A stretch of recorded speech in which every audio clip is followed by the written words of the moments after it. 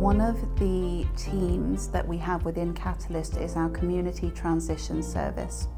This service was developed to purely support people who are ready for discharge from mental health wards back into their own communities. 7 or 8 years ago, we identified that there was a gap when it came to facilitating discharges from hospitals into the community. We were hearing of people who had been detained for many, many years, often in long-term seclusion, which in the sector we now call solitary confinement, thanks to the Restraint Reduction Network's critical research on this. And the gap that we identified was that there was no one there to create a bridge from hospital into the community, and a lot of variables needed to fall into place for multi-agency teams in order for people's discharges to go ahead smoothly, quickly and effectively.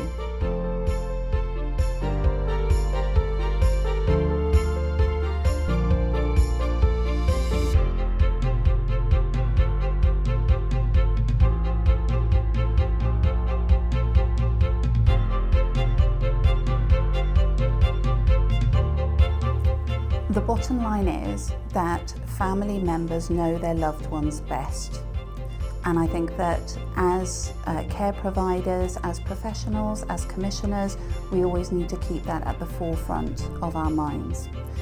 It is critical to involve family members in decision making, in person-centered care planning, and making sure that families feel that they are part of the team too, and that there isn't a separation there. In terms of the support that we provide, we will always invite family members to get involved from the very, very start. It's really important when we're setting up teams, when we're choosing the right people and the right personality matches, that families have a say in that too. Community teams often have to collaborate across various different agencies. We're talking about communication with the person, we're talking about communication with the family, with the hospital, with the multidisciplinary team, with a new provider. So in our view, it's all about having the skill to overcome those barriers through opening up the lines of communication. I think it's also really important to realise that each one of us, as a different care agency, as different professionals, we each hold a piece of the puzzle to make a transition back home into the community successful, and it's about leveraging on one another's strengths. It's about being able to come together as a team, talk about what each of us can bring, and critically take accountability for the piece of the puzzle that we are going to be delivering on.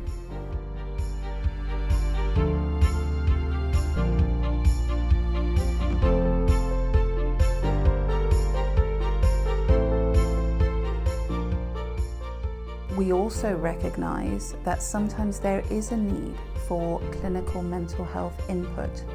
We don't believe that that clinical input needs to happen in a hospital environment away from someone's own home and community. In fact, we think that it works the opposite way. We think that people's mental health deteriorates whilst in hospital. I think it's really important to recognise the fact that getting clinical mental health support and advice from our community mental health nurses is an option for people to be able to stay in their own homes and recover well, getting the same level of expertise but in an environment that they know, that they feel comfortable in, and that they have access to their community from, and of course time with their family members. We know at the moment that there are over 2,000 people detained in hospital who do not necessarily need to be there. These people are people who can be supported in their own homes and communities. And one of the things that we're very clear on is that it's about helping each other in the sector. We will always be available to offer a free discharge assessment to any MDT that might be struggling.